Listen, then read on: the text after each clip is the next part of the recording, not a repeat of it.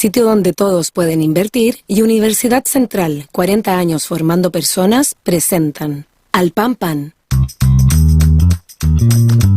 En el Mostrador Podcast, debate y conversación para comenzar tu mañana. Al Pan Pan, con Mirna Schindler. Entrevistas con los actores de hoy. El Mostrador, el poder de la independencia.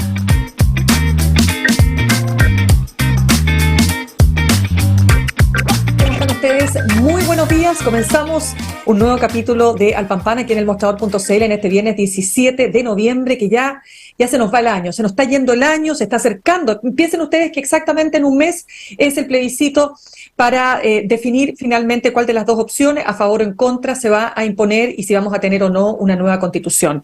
Y por cierto, hoy parte la franja electoral. Solo quiero contarles que en el siguiente bloque vamos a estar conversando con la abogada Marisa Navarrete, ex fiscal. Ella formó parte también del Servicio de Impuestos Internos de la Oficina de Litigación Penal del Servicio de Impuestos Internos por todas las esquirlas del caso que compromete al abogado Luis Hermosilla. Pero ahora nos queremos concentrar en la campaña del a favor.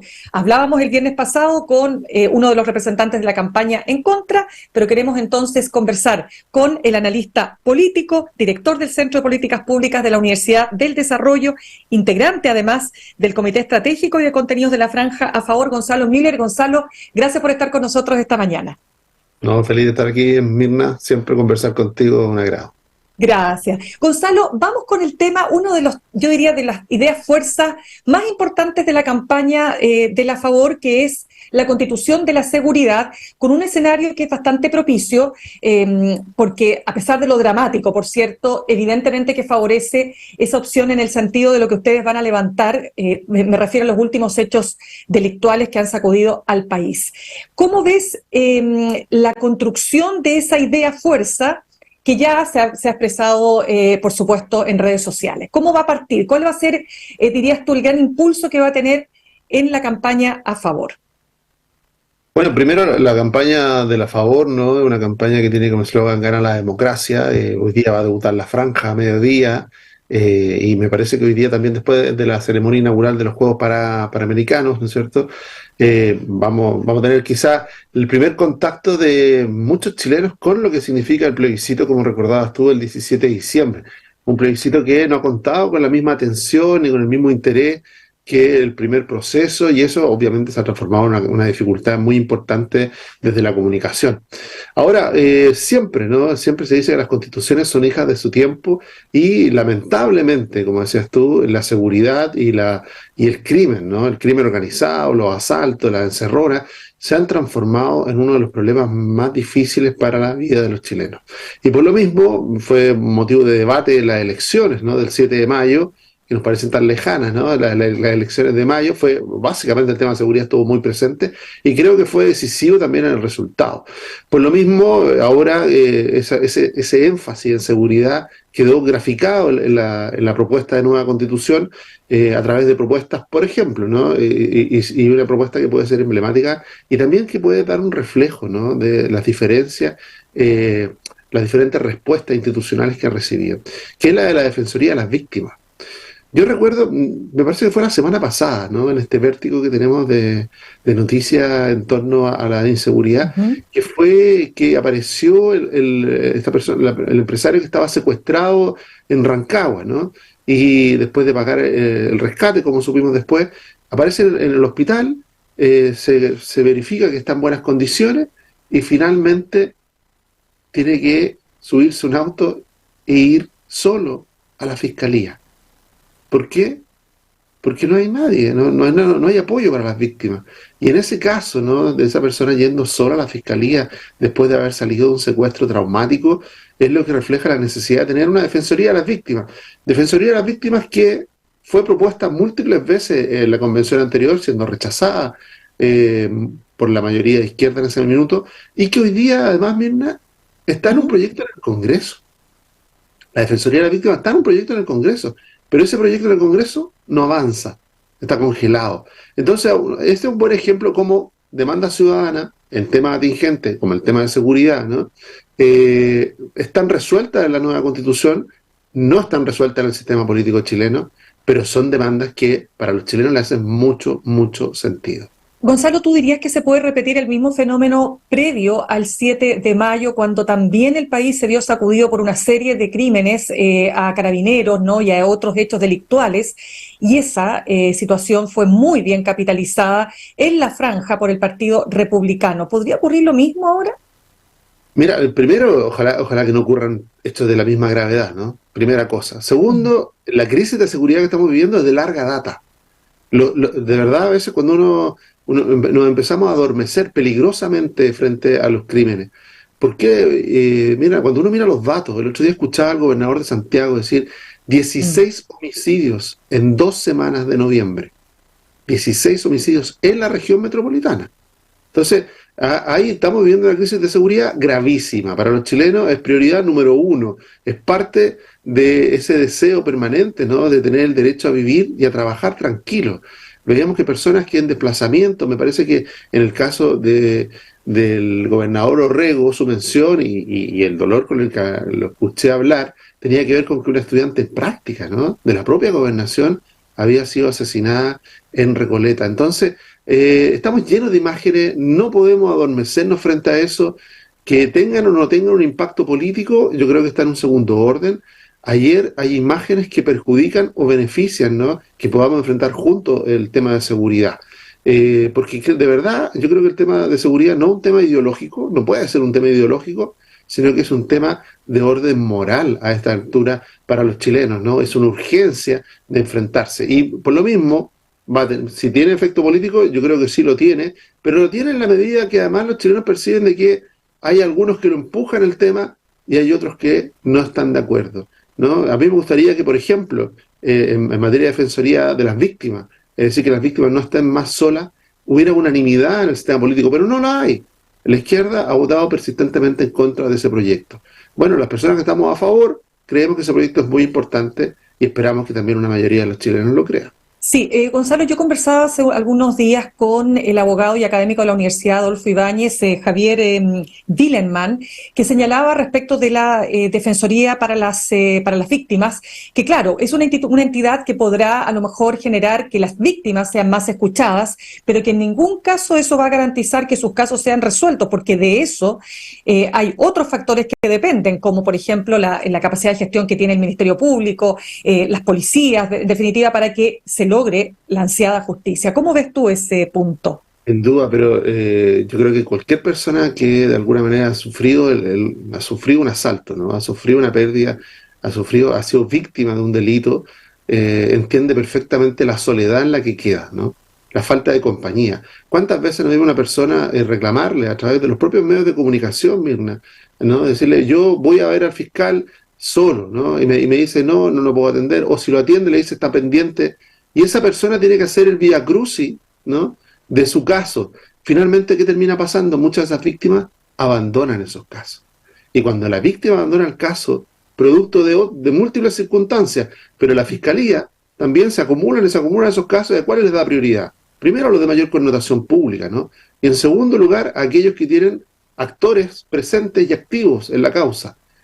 Y lamentablemente son muchas las víctimas que quedan en un alto, ¿no?, en un alto de expedientes, sin avanzar, sin pruebas, sin un imputado conocido, y que finalmente terminan sin acceso a la justicia. Entonces, si bien el abogado tiene razón respecto del rol, yo creo que es mucho mejor tener un apoyo, ¿no?, alguien que pueda acompañar al fiscal, que le pueda preguntar, que pueda ser de intermediador entre una víctima y alguien que sí tiene capacidades para, de alguna manera, accionar las palancas del sistema judicial.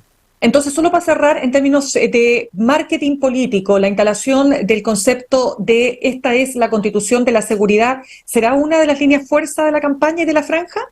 Yo creo que sí, obviamente va a ser reflejado así en piezas, ¿no?, que sea la Constitución de la seguridad. De nuevo va en la misma línea de que muchas de las demandas que estuvieron detrás del rechazo al anterior proyecto, como la Defensoría de las Víctimas, como los temas de seguridad, están abordados de manera correcta, ¿no? Yo creo que no hay nadie en el mundo técnico que no esté de acuerdo en la necesidad de la Defensoría de las Víctimas, pero la realidad lo que nos dice es que en el sistema político esa idea no avanza. Hoy día hay una oportunidad porque el Consejo Constitucional la aprobó y de alguna manera ya deja de depender de la voluntad política del gobierno de turno, ¿no?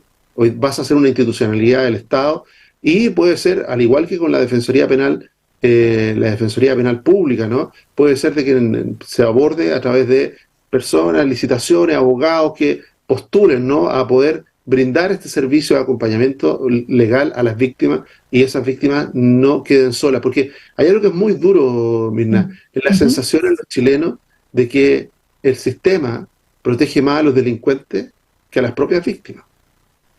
Claramente. Gonzalo, otro de los puntos clave es el tema migratorio, que también se refuerza a partir del caso que ha vivido, este terrible caso de la carabinera que fue atacada con una granada. La persona que tira la granada, ¿no es cierto?, aparentemente es un hombre de origen venezolano. Esto naturalmente despierta los temores en la población. Y ahí quiero preguntarte, para efectos, te lo pregunto a ti, que eres un analista muy serio, a efectos de no caer en este populismo penal, digamos, donde se cree, digamos, que porque se establezcan determinadas leyes se va a lograr, por ejemplo, frenar la inmigración ilegal. Yo solamente recordaba que hasta el año 2021 la migración era delito, después se cambió, se le quitó la inmigración ilegal, quiero decir, para que quede claro, la inmigración ilegal o paso por zonas no habilitadas.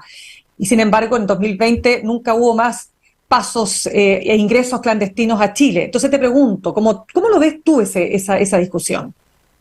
Primero, para hacer la diferencia, ¿no? Sí. Lo que estamos observando es crimen organizado, ¿ah? Y eso es lo que de alguna manera está desafiando al Estado, no está desafiando al gobierno, no está desafiando a todos los chilenos. Yo recuerdo hace 3, 4 meses me tocó entrevistar a un periodista y escritor mexicano, ¿no? Que venía a presentar su libro. Me parece que tú también lo entrevistaste, Rafael. Exacto, tal cual. Hijos de la Guerra, ¿no? Que se llamaba su libro. Y él, en ese libro, en torno al surgimiento ya del narcotráfico, cuando hizo el tránsito en México, de un narcotráfico delictual tradicional a uno organizado, ¿no? A crimen organizado, fue acompañado de algunas señales. Y él fue muy importante las señales que dio en su entrevista aquí en Chile. Dijo, un aumento explosivo, primera señal, un aumento explosivo en los homicidios. ¿Qué es lo que estamos viviendo en nuestro país?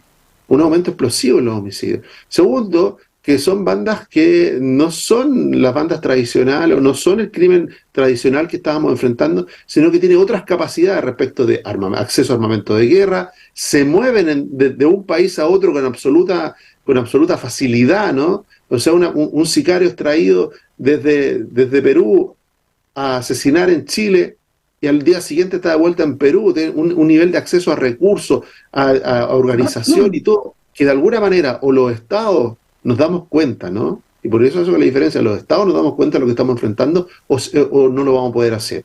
Porque cuando uno levanta un poco la cabeza de nuestra coyuntura, de nuestra actualidad, y de nuevo, de que el tema migración lamentablemente ha caído en la trinchera, ¿no? De que si uno es de izquierda no puede estar en contra, si uno es de derecha tiene que estar en contra, no impide enfrentarlo de la manera correcta. Cuando uno mira lo que está pasando en Perú, Perú está sufriendo exactamente los mismos problemas. Solo para poner un ejemplo, fue muy controvertida la propuesta, ¿no? Que dice la expulsión, la pronta expulsión, ¿no? En el menor tiempo posible, claro. De aquellos inmigrantes que cometan delitos en Chile.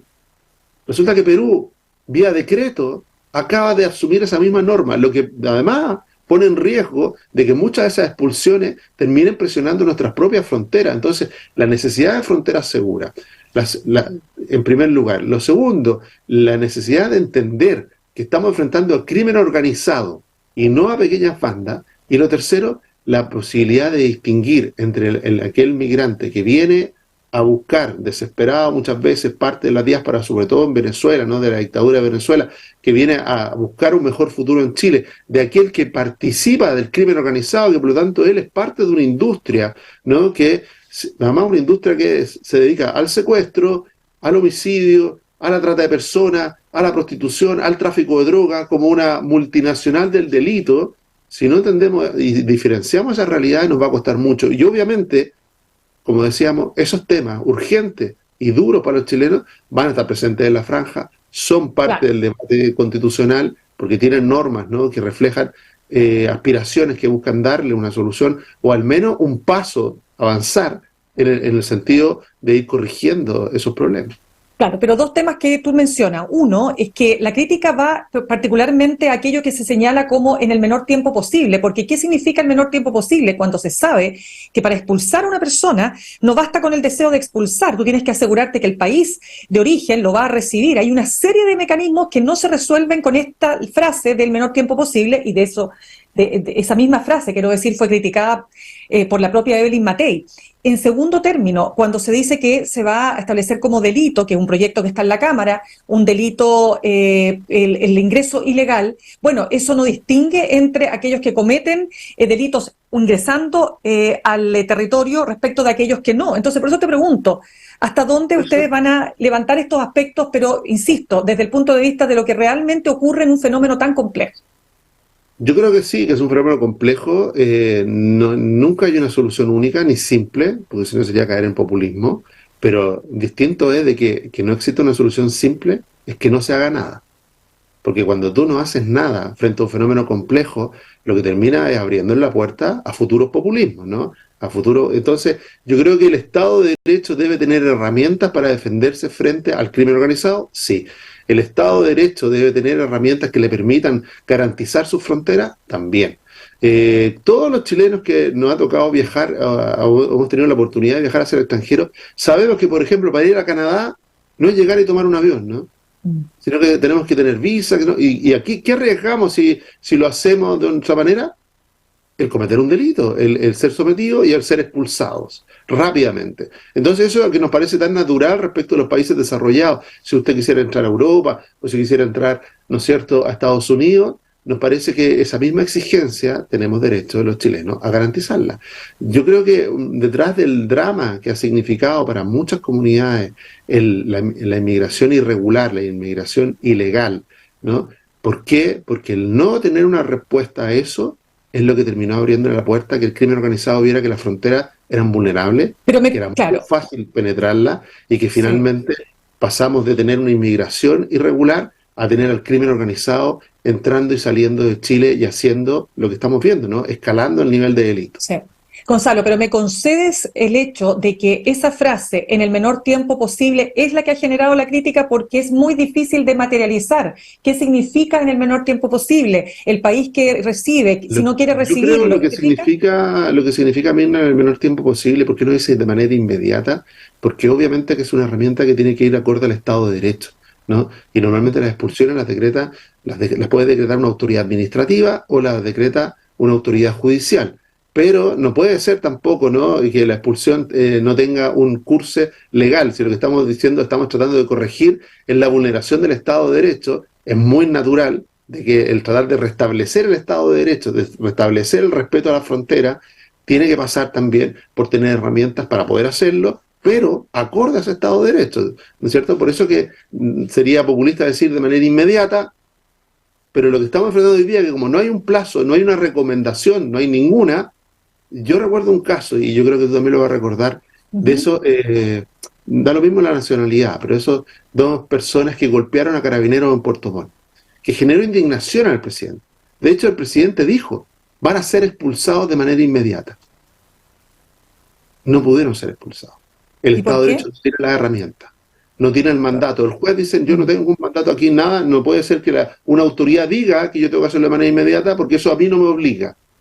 ¿Ves la diferencia entre la voluntad política, quizás yo creo honesta en ese minuto del presidente, de que se cumpliera una norma y que dijera debieran ser expulsados de manera inmediata, y el Estado de Derecho, en este caso el juez, dice yo, no, eso es una recomendación política, yo no la puedo hacer? Muy distinto de que eso sea un mandato constitucional, es decirle, yo tengo la obligación como juez de acelerar esos procesos, de tratar de cumplir con todos los procedimientos, con todo el respeto al Estado de Derecho, pero tengo una premura, una urgencia por hacerlo. No puede dormir esa carpeta ni 6 meses, ni 1 año, ni 5 años. Tiene que ser en el más breve tiempo posible. Por eso que, si bien es algo que parece como prudencial para el juez, sí es un mandato que le da urgencia a cumplir con las normas, pero a cumplir también con el propósito de que si esa persona cometió delito, sea Gonzalo, vamos a otro punto que tiene que ver con lo que fue la campaña del rechazo el año pasado, cuando uno de los eslogans más importantes era una que nos una, una con amor. Ahora, en la campaña del En Contra, se está levantando que esta propuesta no nos une como país. Lo plantea la propia presidenta Bachelet, que ayer aparece ya, ¿no es cierto?, definitivamente entrando en la campaña, ¿no es cierto?, en este mismo video que se publicó. Te pregunto, ¿cómo se va a enfrentar esto? Porque el propio Partido Republicano está dividido frente a esta propuesta constitucional. Claro, el tema es que frente a dos alternativas electorales, uno diría el plebiscito va a dividir a los chilenos, ¿no? Porque tiene a favor o en contra, ¿no? Pero no se refiere a eso, se refiere a qué, a lo que vivimos el año pasado, ¿no? A que en el fondo se creaban sistemas judiciales distintos de acuerdo a tu etnia, a que de alguna manera se dividía a los chilenos de acuerdo a distintas características, ¿no? De hecho, a distintas naciones. Eso yo creo que fue lo que quedó muy tensionado el año pasado, y yo entiendo que hay personas que votaron igual a prueba, ¿no? Pese a eso, votaron a prueba. Y es verdad que hay una mayoría de los chilenos que dijo, no, queremos de alguna manera mantener de que somos todos chilenos y que hay un solo Chile para todos, ¿no? Eso que se expresa siempre sobre la igualdad ante la ley como una necesidad y algo muy querido por la ciudadanía, el igual trato frente a la ley. Ahora, eso que no se producía, que era una crítica que la ciudadanía asumió respecto al texto anterior, fue aprobada por la propia presidenta Bachelet, ¿no? Hoy día le parece que esta constitución, que de alguna manera genera diferencias, pero nunca de la misma entidad, ¿no? ¿En qué genera diferencias? Obvio, diferencias políticas. Uno puede estar a favor o en contra. Hay normas que uno puede compartir o no, pero ninguna de las normas, o me gustaría conocer cuáles, son las que generan diferencias en función de quién tú eres, ¿no? Diferencias arbitrarias que generan dos tipos de chilenos.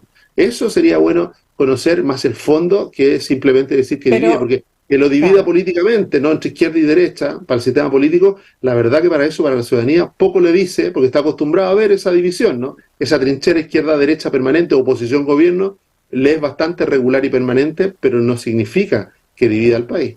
Pero te lo pongo ya ahora en otro expresidente, Ricardo Lagos, que votó, o sea, nadie sabe lo que votó en la urna, pero está claro que votó rechazo en el plebiscito pasado y que también va a votar en contra porque dice lo mismo, que no une, que es un texto partisano y que en definitiva divide a los chilenos. Yo creo que para hacer justicia o para ser justo, para tratar de cada uno defiende una opción, ¿no? En el caso del presidente Lagos, yo entiendo que rechazó porque no quería que se reemplazara la constitución que lleva su firma. Me parece súper razonable y consistente que hoy día vuelva a hacerlo porque tampoco quiere que se reemplace la constitución que lleva su firma, ¿no? O sea, que las decisiones personales de los presidentes o de las personas hay que respetarlas, sin duda, tiene una lógica y hay que ponerle atención. Ahora, respecto al argumento de fondo, yo haría la comparación entre los dos textos, ¿no? Cuando se habla de partisanos, el texto anterior de la convención no había una sola norma, Mirna, que no tuviera origen en la izquierda, que era mayoría. Hoy día hay diferencias entre los estudios, ¿no? Algunos dicen que el 25% de las normas son de consenso, otros estudios dicen que llega a ser el 50% de las normas son de consenso. Entonces, esta constitución que dice Estado Social y Democrático de Derecho, ¿no? Que dice cambio climático, que dice igualdad salarial, a mí me cuesta creer que honestamente alguien pueda decir que sea una constitución o republicana o que solo identifica el mundo republicano. Distinto es de que quizá dentro de la izquierda, que le tocó perder las elecciones de consejeros, ¿no? Y por lo tanto tener una mucho menor representación, siente que quisiera ir más lejos. Está claro, cuando la izquierda fue mayoría, quiso ir bastante más lejos del Estado Social y Democrático de Derecho. Pero hoy día, a mí me gustaría que también se reconociera, quizá con un poco más de objetividad o de racionalidad, de que hay muchos aspectos de la actual propuesta que tienen su origen en la socialdemocracia, que fueron parte de las 12 bases que se presentaron, que fueron respetadas. Por eso nadie presentó un reclamo de que no fueran respetadas las bases. Las 12 bases fueron respetadas porque eran producto de un acuerdo, porque reflejaban de alguna manera esta pluralidad. Si tú lees el artículo primero, Mirna, y lo empiezas a leer en detalle, te das cuenta que es un artículo que muestra mucho de este encuentro entre miradas más socialdemócratas, miradas más desde el mundo de derecha, desde el mundo liberal, y obviamente esas miradas se van cruzando y van construyendo un texto que, en mi opinión, si bien en parte importante es de consenso, en algunos, casi el 25%, o en algunos estudios dice el 50%, fue votado de manera unánime por todos los sectores políticos. Hay otros que generan diferencias, y bienvenidas las diferencias, ¿no? ¿Por qué? Porque finalmente, ¿quiénes tienen que zanjar esas diferencias? La diferencia entre las miradas más progresistas o más de izquierda, ¿no? Y las miradas desde el mundo más liberal o ese mundo de una sociedad más libre. La van a tener que zanjar los ciudadanos el 17 de diciembre con su voto, de ver si prefieren unas u otras. Hay materias que nos han dividido hace mucho rato, por ejemplo, en la disputa de los sistemas provisionales, ¿no? Se vuelve a ratificar la propiedad sobre los fondos de pensiones. Una parte de la izquierda dice está en contra de la propiedad de los fondos de pensiones y dice no, si usted lo garantiza constitucionalmente, para mí se me hace imposible votar. Posición legítima, yo no la comparto, pero posición legítima van a estar en contra. Pero no podemos negar de que ha sido objeto de debate, no los últimos 2 años, ha sido objeto de debate durante largo tiempo en Chile, y hay una opinión muy mayoritaria de los ciudadanos y de los chilenos de que esa propiedad sobre los fondos es algo querido y que debiera estar garantizado por la nueva Constitución. Sí, Gonzalo, ¿sabes cuál es el punto acá? Que a diferencia del año pasado, hay una centroizquierda que votó rechazo y que hoy día vota en contra precisamente por lo que estamos hablando, es decir, porque sostiene que aquí lo que se instaló fue un programa de gobierno de la mayoría, es decir, republicanos y Chile Vamos, se cayó en la tentación de finalmente apuntar en tal sentido, lo dice Pepe Auto en una columna, lo ha dicho Jorge Correa Sutil, lo ha dicho Genaro Arriagada, lo ha dicho Ernesto Tone. Estoy hablando de personas que claramente no pertenecen a la izquierda, ¿no? Estamos hablando de personas de centro o de centro izquierda. En el caso, como dices tú, de la centro izquierda, se ha ido definiendo y se ha ido dividiendo, ¿no? ¿Cuánto afecta eso, Gonzalo? ¿Cuánto afecta eso? Yo creo que hay figuras como Jorge Burgos, por ejemplo, ¿no? Ex ministro del Interior de la presidenta Bachelet, que dice que va a votar a favor. ¿Que tiene reparo? Sí. Dice, yo creo que en el mundo de la centroizquierda hay muchos que están debatiendo, ¿no? Entre la posibilidad de avanzar y reconocen de que en la Constitución hay avance, que hay parte de sus ideas presentes, que ellos han estado por una nueva Constitución durante mucho tiempo y que negarse y quedarse con la actual, ¿no? Es un fracaso. Y así, igualmente legítimo, hay otras personas de centroizquierda, como tú dices, que han dicho que van a votar en contra. ¿Por qué? Porque consideran que hay ciertos elementos que no los representan, o que incluso valorando lo que hay, igual hay algunos elementos que lo hacen o lo inclinan a votar en contra.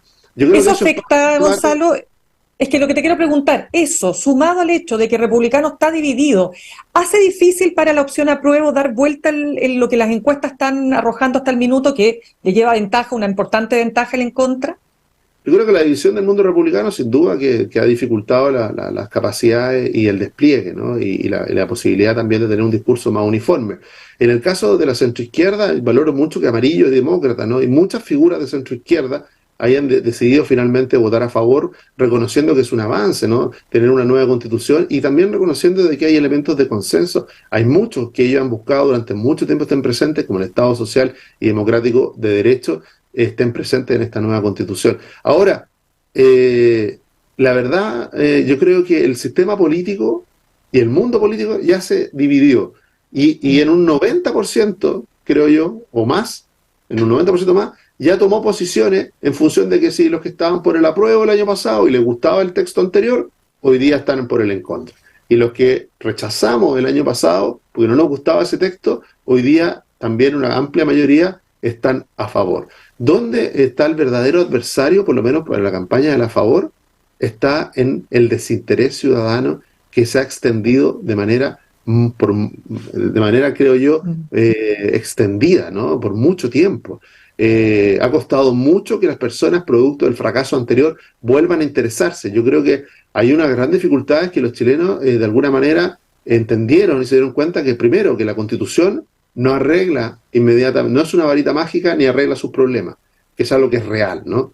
La Constitución tiene un rol distinto, no es la solucionadora inmediata de todos los problemas, pero sí da directrices, pero sí permite generar instituciones que vayan en el camino correcto. Tampoco me compro yo, así como no es una varita mágica que soluciona los problemas, tampoco es algo que sea indiferente, ¿no? Es algo que no tenga un efecto. Sí tiene efecto. Cuando hay cambio en la Constitución se terminan generando también, ¿Gonzalo? en el largo plazo, efectos en la ciudadanía. Gonzalo, perdona que te interrumpa, es que se nos está acabando el tiempo, pero necesito preguntarte, no puedo dejar de preguntarte en tu condición de analista político, esta situación que claramente ha generado impacto, ¿no? Este audio revelado donde participa el abogado Luis Hermosilla, el empresario Daniel Sauer y la abogada Leonarda Villalobos. Yo quiero saber, ¿cómo ves tú esto? ¿Qué impacto tiene en el mundo político, en el mundo empresarial, financiero?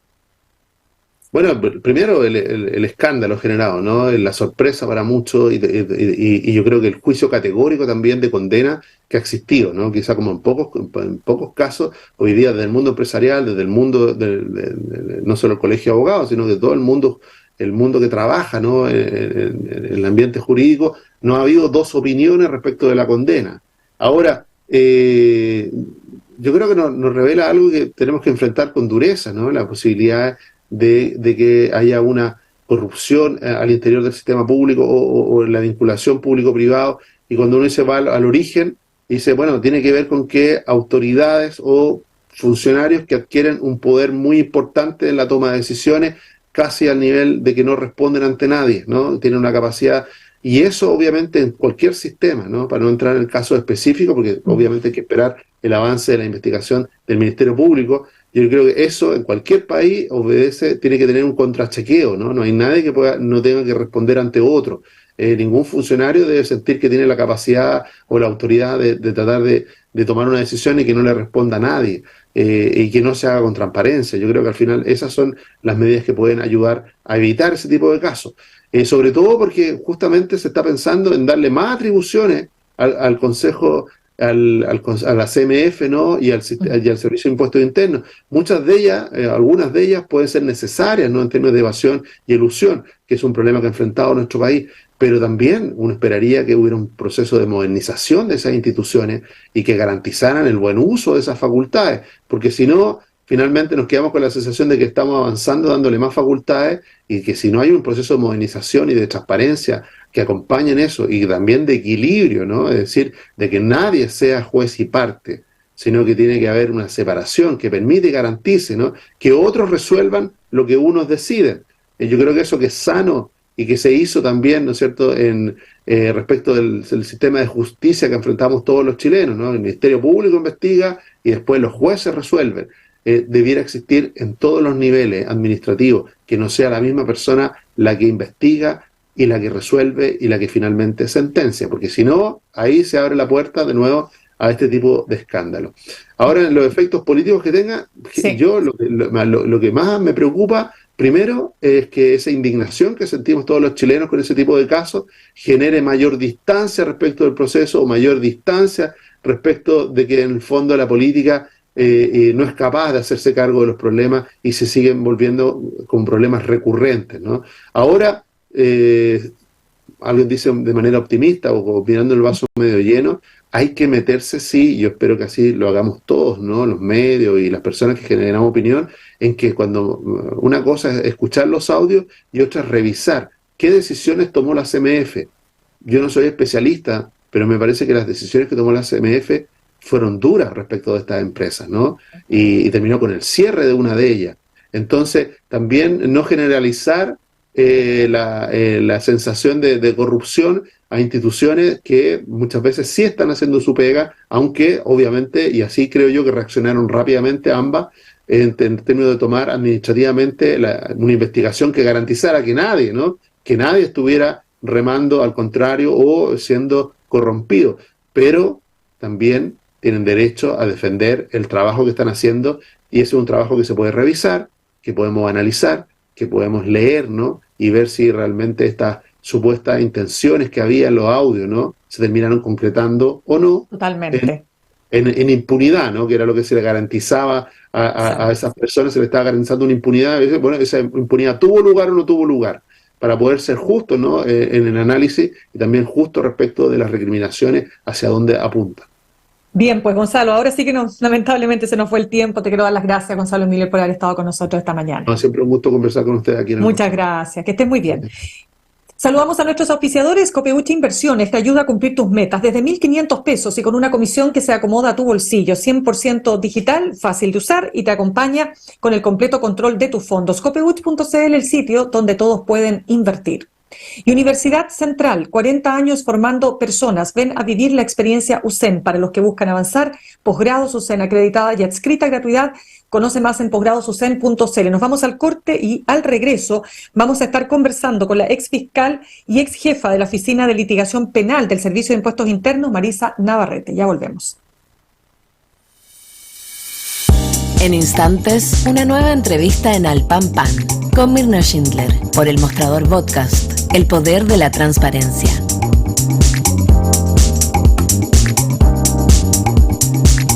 Con Copeuchi Inversiones alcancé la meta del pie para mi departamento. Y no soy experta en inversiones. Te presentamos Nuevo Copeuchi Inversiones, un sitio 100%